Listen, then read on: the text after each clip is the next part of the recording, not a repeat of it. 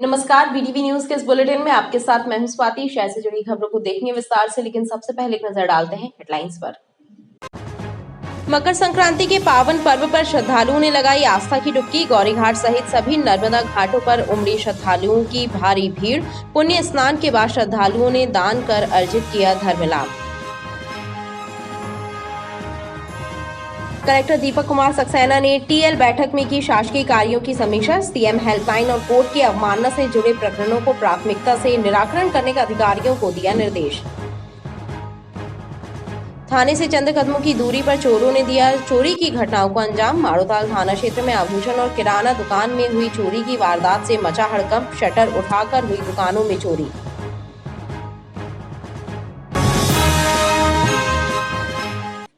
मकर संक्रांति के पावन पर्व के मौके पर मां नर्मदा के तटों पर हजारों श्रद्धालुओं ने आस्था की डुबकी लगाई। मां नर्मदा तट गौरीघाट के सभी घाटों के साथ तिलवारा घाट, भेड़ा घाट, लमेटा घाट सहित सभी नर्मदा घाटों पर स्नान और पूजन अर्चन के लिए श्रद्धालुओं का तांता लगा रहा। मकर संक्रांति के पावन पर्व के अवसर पर मां नर्मदा के तटों पर हजारों श्रद्धालुओं ने पुण्य स्नान किया। मां नर्मदा के सभी घाटों पर सुबह से ही श्रद्धालुओं का तांता लगा रहा। हजारों की संख्या में श्रद्धालु मां नर्मदा तट, ग्वारी घाट, उमा घाट, तिलवारा घाट, लमेटा घाट, भेड़ा घाट पहुंचे और श्रद्धालुओं ने पुण्य काल में पवित्र घाटों पर पुण्य स्नान करते हुए तिल, गुड़, खिचड़ी, कंबल और वस्त्रों का दान कर पुण्य लाभ अर्जित किया। धार्मिक मान्यताओं के अनुसार मकर संक्रांति के मौके पर सूर्य देव मकर राशि में प्रवेश करते हैं, जिसके साथ सभी मांगलिक कार्यों की शुरुआत हो जाती है। मकर संक्रांति के मौके पर पवित्र नदियों में स्नान के बाद पूजन अर्चन और दान का भी विशेष महत्व है। नर्मदा तटों पर आए श्रद्धालुओं ने पूरी आस्था और परंपरा के अनुसार संक्रांति का पर्व मनाया। श्रद्धालुओं ने पुण्य स्नान के बाद मां नर्मदा, सूर्य भगवान का पूजन किया और दान करके धर्म लाभ अर्जित किया।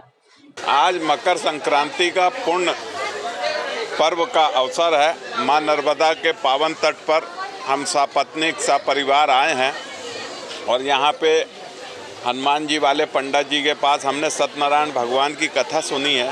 मां नर्मदा का आशीर्वाद लेते हैं, नहाने आते हैं, खिचड़ी दान करते हैं, अन्न दान करते हैं, गुड़, तिल्ली इस सब का दान करते हैं और सत्यनारायण भगवान की कथा भी सुनते हैं। आज बस सत्यनारायण भगवान की कथा सुनते हैं, तिल के लड्डू दान करते हैं, खिचड़ी दान करते हैं।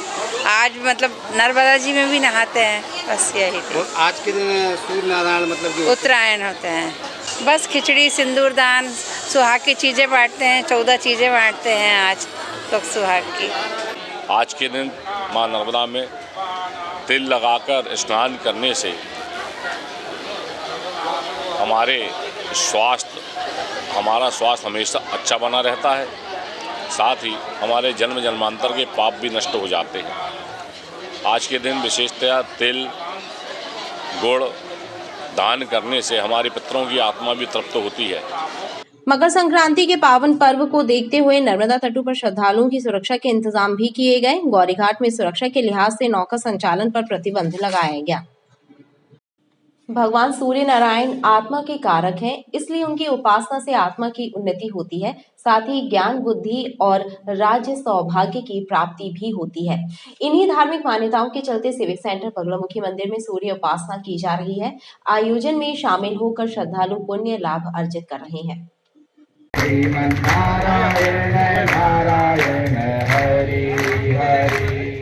पौष माह में भगवान सूर्य नारायण की उपासना विशेष फलकारी होती है। इसी मंशा के साथ सिविक सेंटर स्थित मां बगलामुखी मंदिर में भगवान सूर्य देव का सहस्त्रार्चन किया जा रहा है। पिछले 21 वर्षों से यह परंपरा लगातार चली आ रही है, जिसमें शामिल होकर लोग पुण्य लाभ अर्जित कर रहे हैं। भगवान विष्णु का आवाहन भी किया जा रहा है।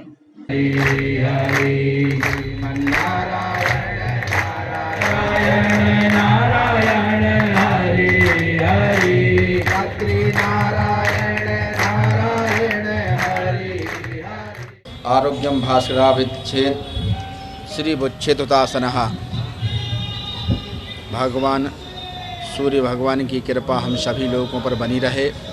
पौष मास के पावन पर्व पर पूज्यपाद ज्योतिष द्वारिका शारदा पीठाधीश जगद्गुरु शंकराचार्य जी महाराज जी के शुभाशीर्वाद से, पूज्य ब्रह्मचार्य जी महाराज जी की शुभाशीर्वाद से विगत 21 वर्षों से है सूर्य उपासना का क्रम 21-22 वर्षों से सूर्य उपासना का क्रम निरंतर चल रहा है। पौष मास में पौष कृष्ण प्रतिपदा से लेकर पौष शुक्ल पूर्णिमा तक यहाँ पर भगवान सूर्य नारायण की यहाँ पर आराधना चलती है। सभी लोग सभी भक्त इसमें उपस्थित होते हैं। शास्त्रों में कहा गया जो भगवान सूर्य की उपासना करता है उसके समस्त प्रकार के रोगों की निवृत्ति होती है एवं सूर्य आत्मा का कारक होता है ज्योतिष के अनुसार, इसलिए आत्मोन्नति की भी होती है। इसलिए हम सभी लोग भगवान सूर्य की कृपा सभी पर बनी रहे, सब स्वस्थ रहें, प्रसन्न रहें, निरोगी रहें। पौष मास में रविवार के दिन भानुवार के दिन जो भी भगवान सूर्य की आराधना करते हैं निश्चित रूप से असाध्य से असाध्य भी रोगों की निवृत्ति होती है। धर्माचार्यों का कहना है कि भगवान सूर्य नारायण आत्मा के कारक देवता हैं, उनकी आराधना से आत्मा की उन्नति होती है। कलेक्ट्रेट में आयोजित साप्ताहिक समीक्षा बैठक में कलेक्टर दीपक सक्सेना ने विभागीय अधिकारियों को निर्देश दिए कि कोर्ट की अवमानना के प्रकरणों पर प्राथमिकता से ध्यान दें ताकि समय पर प्रकरणों का निराकरण हो सके। साथ ही सीएम हेल्पलाइन की शिकायतों को भी समय रहते निराकृत कराएं, अन्यथा कार्यवाही की जाएगी। कलेक्ट्रेट में आयोजित समय सीमा के कार्यों की समीक्षा बैठक में कलेक्टर दीपक सक्सेना ने विभागवार लंबित प्रकरणों पर चर्चा की।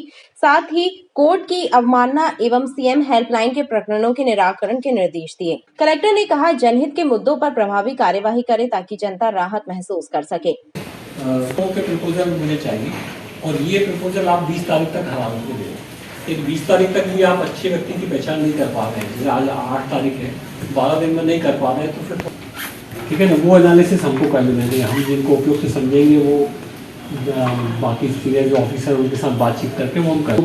ग्रास रूट लेवल के जो लोग हैं उनको आप दीजिएगा। दूसरा शेर सिंह इसमें जो सबसे बड़ी परेशानी जाती है उसका एक सिस्टम कि आप जो है ट्रॉफिक में जबलपुर में जितने लोगों को अपन देंगे सबकी ट्रॉफी एक जैसी। समीक्षा बैठक में शासकीय योजनाओं के क्रियान्वयन में आ रही कठिनाइयों पर भी विचार विमर्श हुआ। नगर निगम में आयोजित मेयर इन काउंसिल की बैठक में शहर विकास के 1 दर्जन से ज्यादा प्रस्तावों पर स्वीकृति की मुहर लगाई गई। सिटी 2 योजना के लिए वित्तीय स्वीकृति प्रदान की गई। 200 करोड़ रुपयों की इस योजना में 20% राशि नगर निगम जबलपुर द्वारा लगाई जाएगी। मेयर इन काउंसिल की एक महत्वपूर्ण बैठक महापौर कार्यालय में आयोजित हुई। इसमें शहर विकास के लिए 1 दर्जन से ज्यादा प्रस्तावों पर स्वीकृति की मुहर लगाई गई। बैठक में निर्णय लिया गया कि बड़ी योजनाओं के लिए कंसल्टेंट कंपनी नियुक्त की जाएगी जो नगर निगम की जमीनों पर निर्माण की प्लानिंग करेगी। बैठक में उस प्रस्ताव को भी स्वीकृत किया गया जिसके मुताबिक शहर में 500 डेली नीड्स के बूथ रखे जाना है। सारी नालियां उसमें जो बीट प्लान मैंने बोला इसलिए बोला था बीट प्लान डिस्कशन करते हैं। बीट प्लान हमने बना दिया, ये नाली 7 दिन में होना चाहिए, ये 1 महीने में होना चाहिए, 3 में 2 बार होना चाहिए, नाला 1 बार होना चाहिए। जो रीडेंसिफिकेशन की प्रक्रिया स्टेट और सेंट्रल गवर्नमेंट की है उसके तहत हम लोग भी एक कंसल्टेंट हायर करने के लिए हम लोगों ने आज टेंडर MIC से पारित किया। बहुत जल्द टेंडर होगा। टेंडर आने के बाद हमारे जो कंसल्टेंट आएंगे वो प्रोजेक्ट बनाएंगे कि किस ज़मीन पर कहाँ किस तरीके से क्या बनाया जाना चाहिए, नगर निगम की ज़मीनों का उपयोग किस तरीके से होगा, किस तरीके से हम लोग स्कूल कोई स्मार्ट स्कूल बिल्डिंग्स बना पाएंगे, किस तरीके से इस जबलपुर में स्टेडियम बनाया जा सके, वो सारा कुछ इसके तहत ही तय होगा। जब हमारे कंसल्टेंट आएंगे तो उसकी आज स्वीकृति प्रदान कर दी गई है। बहुत जल्द टेंडर होगा और कंसल्टेंट आके और बाकी प्रक्रिया शुरू होगी। मेयर इन काउंसिल ने नगर निगम के 4 अधिकारियों को एक्सटेंशन के प्रस्ताव को भी स्वीकृत कर राज्य शासन को भेजने के लिए मंजूरी प्रदान की है।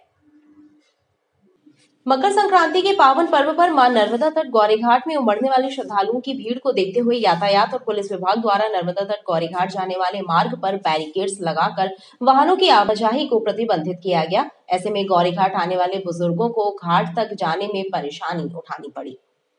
मकर संक्रांति के पावन पर्व के अवसर पर मां नर्मदा के तट गौरीघाट आने वाले श्रद्धालुओं को परेशानी का सामना करना पड़ा। यातायात संचालन के नाम पर पुलिस विभाग द्वारा घाट जाने वाले मार्गों पर बैरिकेड्स लगाकर वाहनों की आवाजाही को रोक दिया गया। ऐसे में सबसे ज्यादा परेशान दूर दराज से आने वाले बुजुर्ग श्रद्धालु हुए जिन्हें घाट तक पैदल जाना पड़ा, जिससे श्रद्धालुओं में रोष भी देखा गया। श्रद्धालुओं का कहना है कि पर्वों और त्योहारों के मौके पर मां नर्मदा तट गौरीघाट आने वाले श्रद्धालुओं को परेशानी का सामना करना पड़ता है। प्रशासन द्वारा बैरिकेड्स लगाकर पुलिस को तैनात कर दिया जाता है, लेकिन बुजुर्ग श्रद्धालुओं को घाट तक पहुंचाने कोई व्यवस्था नहीं की जाती, जिससे बुजुर्ग श्रद्धालु परेशान होते हैं। यहाँ तो घाट में आने के लिए इतनी कच्ची सड़कें ना यहाँ, और बुजुर्गों को लिए तो बहुत ज़्यादा प्रॉब्लम है, आने जाने में बहुत दिक्कत, और पार्किंग तो और बहुत दूर गाड़ी खड़ा, पार्किंग की बिल्कुल सुविधा नहीं है यहाँ पर, बिल्कुल भी। और यहाँ पर हर जगह पर गंदगी बहुत ज़्यादा ही है। सब लोग आ रहे हैं तो आप आ रहे हैं कि नहीं? नहीं आ पा रहे ना, उन लोग के लिए कुछ साधन ही नहीं बुजुर्गों के लिए। कम से कम थोड़ी गाड़ी आगे तो आने जाए बुजुर्गों के हिसाब से। जैसे बुजुर्गों के पैरों में ज़्यादा तकलीफ रहती है, आ नहीं पाते, चल नहीं पाते हैं, उनके लिए बहुत दिक्कत वाली बात है। गाड़ी कितनी दूरी पर रोक लिए जा रहे हैं? 1 से 1.5 किलोमीटर पहले। मैं 75 साल का हूँ, उसके बाद गाड़ी नहीं आने दे रहे हैं। बुजुर्गों की व्यवस्था करना चाहिए, प्रशासन से निवेदन है। ये घाट पे आते हैं तो कम से कम ये तो करें। बुजुर्गों की बुढ़ी आ रही है। कितने किलोमीटर तक पैदल आना पड़ रहा है? 2 किलोमीटर पैदल आना पड़ रहा है, और एक तो पैर में प्लेटें पड़ी है, पैर टूटा हुआ है। कई बुजुर्ग बेचारे लाठी लेके आ रहे हैं, उसके बाद नहीं आने दे रहे। छोटी गाड़ी तो आने दें, एक्टिवा, ताकि बेचारों को सहारा मिले। जैसा कि आप देख ही रहे हैं कि बड़ी संख्या में श्रद्धालु नर्मदा जी के दर्शन और स्नान के लिए उपस्थित हो रहे हैं।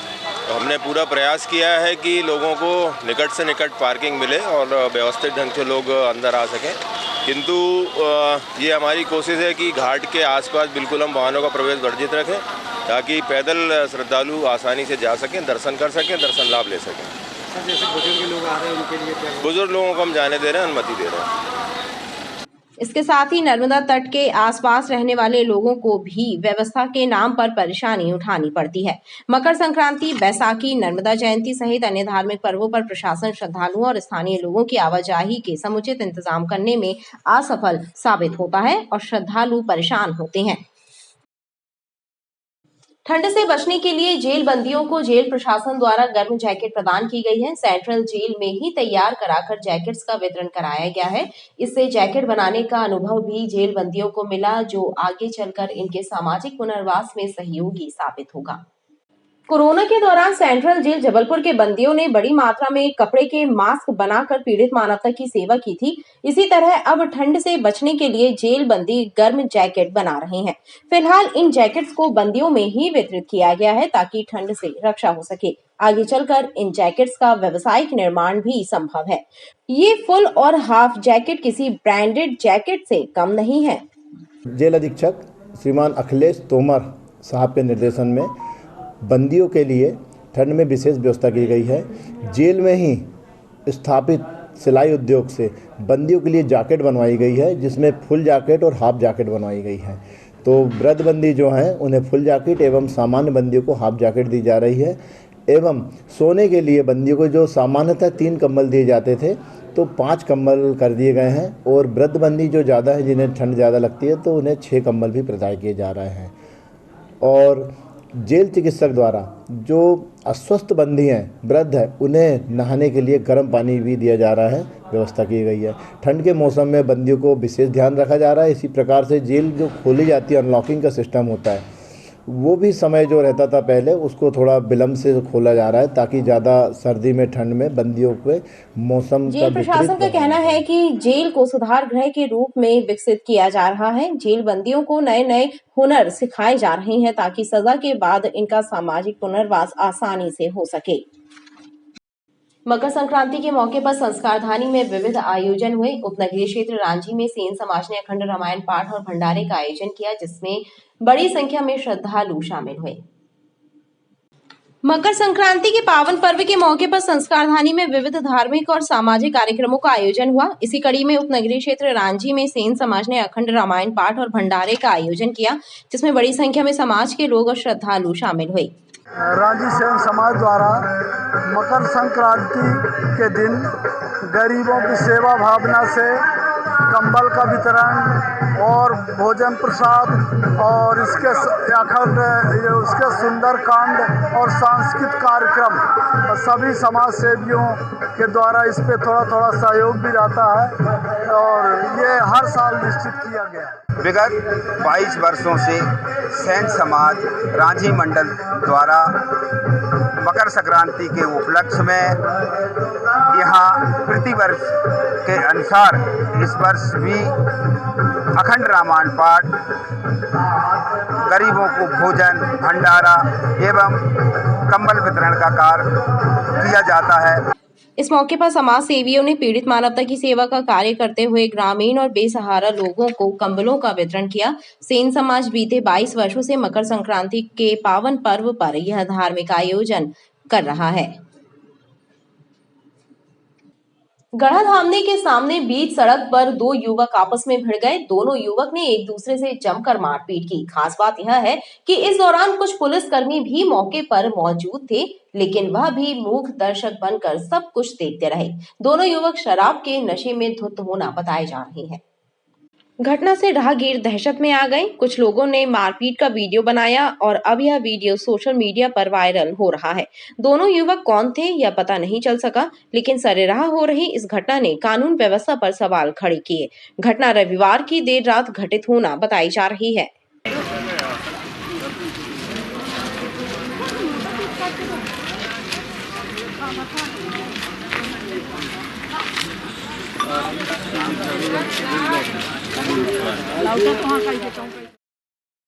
माड़ोताल थाना क्षेत्र में रहने वाले एक युवक को फेसबुक पर कार दिखाकर झांसा देते हुए ऑनलाइन ठगी करने का मामला सामने आया है। पीड़ित की माने तो ठगी करने वाले शख्स ने उसे सेना का अधिकारी बताकर झांसा दिया और फेसबुक पर कार दिखाकर बेचने के नाम पर करीब 1,65,000 रुपए ठग लिए। पीड़ित ने माड़ोताल थाने में मामले की शिकायत दर्ज कराई है। माड़ोताल थाना क्षेत्र पाटन रोड रैंगवा में रहने वाले प्रदीप चौधरी नामक युवक से ऑनलाइन ठगी का मामला सामने आया है। जालसाज ने फेसबुक पर कार दिखाकर कार बेचने के नाम पर प्रदीप से ऑनलाइन 1,65,000 रुपए की ठगी की। ऑनलाइन रुपए ट्रांसफर हो जाने के बाद ठग ने अपना मोबाइल बंद कर लिया। पीड़ित प्रदीप और उसके पिता ने माड़ोताल थाने में मामले की शिकायत दर्ज की है। हमने फेसबुक में गाड़ी देखी स्विफ्ट डिजायर, उसकी कीमत थी 1,65,000, 2015 का मॉडल था, प्राइस थी 1,65,000। तो हमको पसंद आई, हमने गाड़ी की डील कर ली और पैसा डाल दिया उनको। पैसे की बात हो गई, उन्होंने कहा 8,000 रुपये डाल दो, अभी गाड़ी हम यहाँ से भेजाना चालू कर रहे हैं। तो फिर बोला कि हम दमोई पहुँच गए, दमोई से आप एक काम करो 16,000 डाल दो। फिर 16 करके हमने 2 चक्कर डाले 16,000। फिर उसके बाद फिर फ़ोन किया कि हम दमोई से और आगे आ गए हैं, नोहटा आ गए हैं, तो हमको आप 25,000 डाल दो, 24,000 डाल दो। 24,000 डाले। उसके बाद फिर कह रहा कि नहीं अब 2 बज गए हैं तो लेट फीस हो गई, तो एक काम करो 36,000 और डाल दो आप, तो 1 लाख हो गया। उसके बाद फिर कहता है कि नहीं अब एक काम करो, जो अपनी पूरी पेमेंट है 1,65,000 की वो पूरा पेड कर दो, गाड़ी तुमको आधे घंटे के अंदर मिल जाएगी गाड़ी। तो हमने बाकी बचा 50,000, तो वो हमने पेड कर दिया। उसके बाद फिर कह रहा नहीं रात हो गया है, 7 बज गए हैं, अब रात में सिक्योरिटी की फ़ीस चाहिए, तो सिक्योरिटी फ़ीस लगेगी 32,000 रुपये। जी 32,000 और रुपये डालो तो आपके घर के पास मैं आधे घंटे में पहुंच कर गाड़ी दे दूंगा। किसके द्वारा फ्रॉड किया गया है ऑनलाइन? ऑनलाइन जे रंजीत सिंह राणा, ये इसकी जे ग्वालियर के रहने वाले हैं। गाड़ी इसी के नाम पे है और रजिस्ट्रेशन भी कार्ड इसी के नाम पे है। सेना में भी है? सेना में भी, भारतीय सेना में है, आर्मी में है, बता रहा अपने आप को आर्मी में है। प्रदीप के मुताबिक जालसाज ने उसे खुद सेना का अधिकारी बताकर झांसे में लिया था और फेसबुक पर कार दिखाकर कार बेचने के नाम पर उससे ठगी की गई है। पुलिस ने शिकायत की जांच शुरू कर दी है। सर्दी के मौसम में शहर में चोरियों की वारदातें लगातार सामने आ रही हैं। चोर दुकानों को निशाना बना रहे हैं। माड़ोताल थाना क्षेत्र में थाने से चंद कदम की दूरी पर स्थित 2 दुकानों में चोरी की वारदात घटित हुई। इस घटना से पूरे क्षेत्र में हड़कंप मचा हुआ है। सर्दी के मौसम में एक बार फिर चोरी की वारदातें बढ़ने लगी हैं। सुनसान का फायदा उठाकर चोर प्रतिष्ठानों को निशाना बना रहे हैं। बीती रात माड़ोताल थाना क्षेत्र के 2 अलग-अलग इलाकों में चोरों ने आभूषण और किराना प्रतिष्ठानों पर धावा बोला और चोरी की वारदात को अंजाम दिया। खास बात यह है कि दोनों प्रतिष्ठानों में शटर को उठाकर वारदात घटित की गई, जिससे ऐसी संभावना है कि एक ही गिरोह ने इस वारदात को अंजाम दिया है। चोरी की इन वारदातों से दुकान संचालकों में दहशत का माहौल है। दोनों प्रतिष्ठानों के संचालकों, व्यापारियों और स्थानीय लोगों ने पुलिस गश्त पर सवाल खड़े किए हैं। 10 बजे 10:30 बजे तक तो हम दुकान खोले थे। उसके बाद अपन जो घर गए हैं, तो रात में मेरे पास अभी सुबह 6 बजे फ़ोन आया इधर मोहल्ले वालों का कि चोरी हो गई है। आके देखा तो गले पूरा पैसा ले गए हैं जी, 60-70 हज़ार रुपये से ऊपर था। और बाकी सामान जो ले गए वो तो अभी देखा नहीं, जैसा भी है। ये माड़ोताल थाना लगता है अपना चुंगी नाका। आज से पुलिस देख के चली गई है। अभी हमारे यहाँ शटर टूटा मिला, सुबह 6 बजे पता चला हमको। और यहाँ रात में पुलिस का गश्त तो रहता ही नहीं। खैर थाने से कितने कदम दूरी पे है दुकान? 150 मीटर 200 मीटर 150 मीटर की। फिर भी ये घटना घट गई। हाँ। पुलिस की गश्त तो नहीं रहती अब। कहाँ पे दुकान है किस नाम से? दुकान आकाश विहार रोड पर लकड़ी की टाल के बाजू में सुनंदा ज्वेलर्स। क्या अनुमान लग रहा है? मानवताल थाना के पीछे करीब अपना अनुमान है कि 6.5 लाख करीब 7 लाख करीब माल चला गया। ठंड का प्रकोप और चोरों का राज आए विगत कुछ दिनों से ठंड आते ही चोरों का साम्राज्य हो जाता है।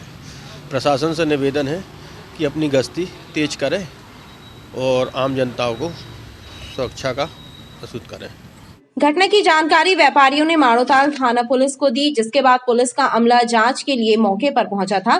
पुलिस को कुछ सीसीटीवी वीडियो भी मिले हैं। इस आधार पर पुलिस घटना की जांच कर रही है।